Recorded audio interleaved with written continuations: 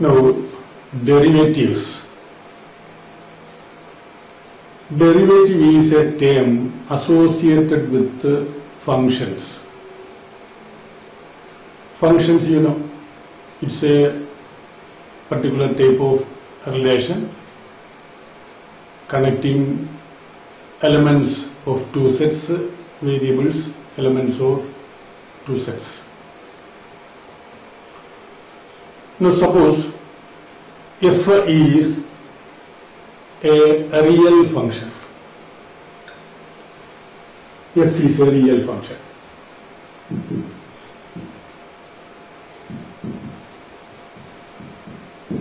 F is a real function. Then the associated variables are real numbers. Corresponding to a real number, a variable x, the functional value is fx. We need not this by fx. You may take this fx as y also.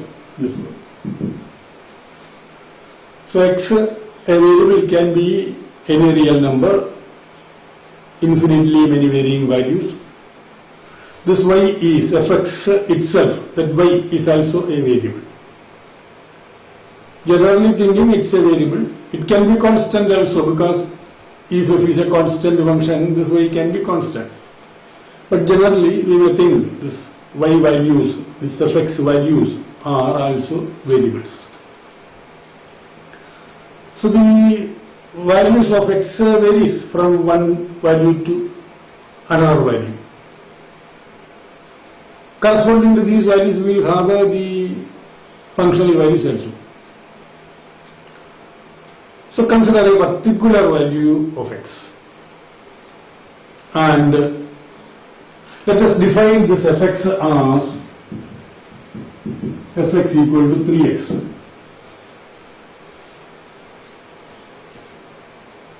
Fx equal to 3x means x in the domain is mapped to 3x in the codomain.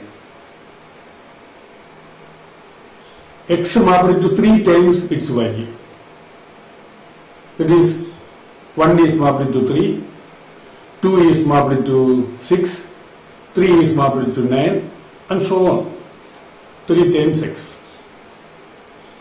So consider a particular value of this x, say x equal to 2.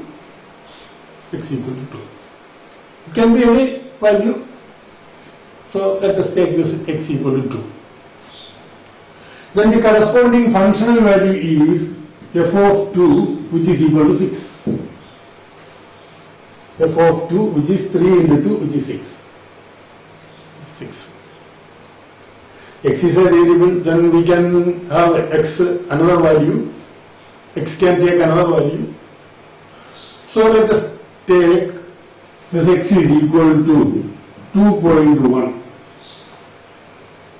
X is changed to 2.1, a small change, Then the corresponding functional value is this f of 2.1, which is equal to this 3 into 2.1, 6.3. Corresponding functional value 6.3. Now consider the changes in both this variable and this functional values. The change in this x is this 0.1 from 2 to 2.1 change. So the change is 2.1 minus 2, which is 0.1, 0.1. The corresponding change in functional values is this 6.3 minus 6, f of 2.1 minus f of 2. So this is f of 2.1 minus f of 2, and this is equal to this 0.3. 6.3 minus 6, which is 0.3. So corresponding to a change 0.1 in the variable made a change 0.3 in the functional value. Changes in functional values and a change in variable. Now consider this fraction 0.3 divided by 0.1. The fraction, consider the fraction, not interested in actual value. Consider the fraction. This is the change in functional value divided by change in the variable. It is actually a rate of changing. The rate at which the function is changing corresponding to a change in x. And now consider the change in x 0.1. We have taken this 0.1 as a small change, but this is not a small number in the case of the set of real numbers. We have the numbers, real numbers 0.001, 0001, 0.00001, 0.000, any number of zeros, 1, those are also small or smaller numbers. So this 0.1 is a large number. Make the change in x the smallest possible.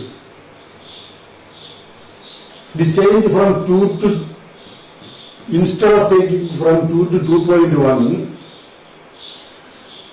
choose the change the smallest possible. Smallest possible change means almost equal to 0, ultimate value 0. But smallest value, not exactly equal to 0, there should be a smaller change. We cannot say what is the smallest value, nearest value to 0, because we know between two real numbers there exist infinitely many real numbers. If we choose any number as the smallest one, then between these two real 0 and the number we have infinitely many reals. So we cannot say what is the smallest value.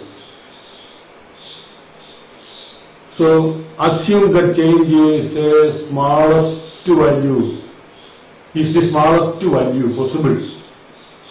In that situation, the corresponding fraction, corresponding to this is not such a fraction.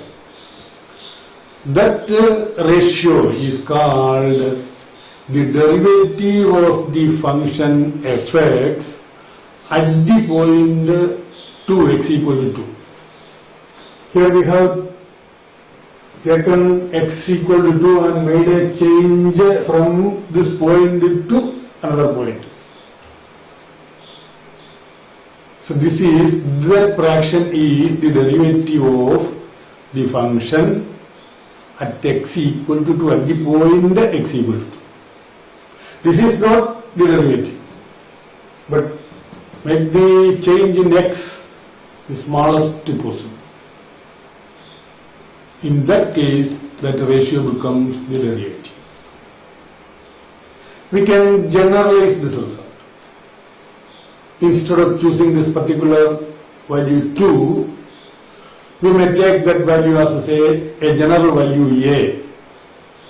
So consider this function fx generally, not necessarily this 3x.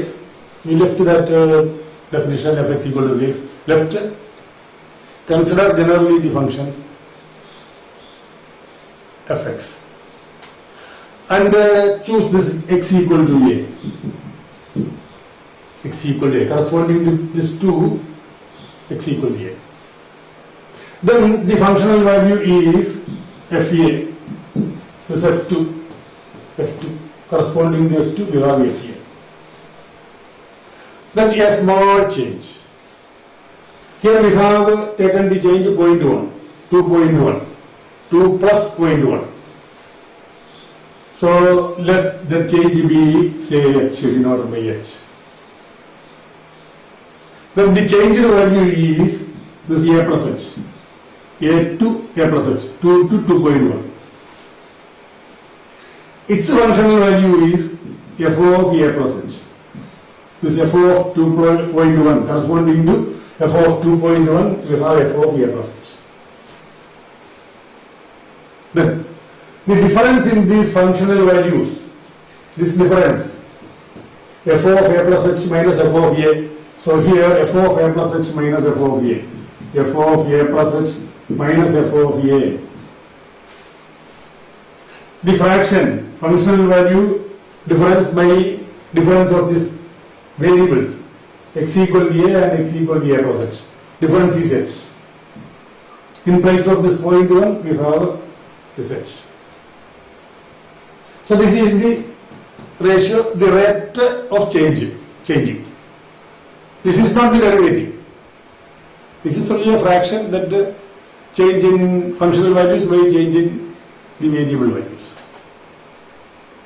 This becomes a derivative when the change in the variable value becomes the smallest possible, almost equal to 0, that is, the change tends to 0, h tends to 0.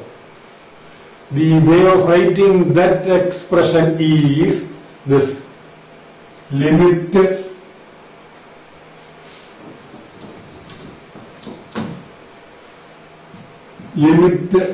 tends to 0, f of a plus h minus f of a divided by h. So this is the derivative. This becomes a derivative because h is tending to 0. This is the derivative. This limit of that fraction is the derivative of the function at the point x equal to a. At the point x equal to a. If we change this a from this x equal to a from x equal to some other value, we will get the derivative, another derivative, different derivative. So at each point we can have this, the derivative. For all real points we can have the derivative. If this does not exist, there exist such cases. The limit may not exist. In that case, we say the derivative does not exist at that particular point. So there are points at which the derivative does not exist, and there are points at which the derivative exists. Anyway, if it exists, if this limit exists, this is called the derivative of fx at the point e. Okay? So more details in the next video.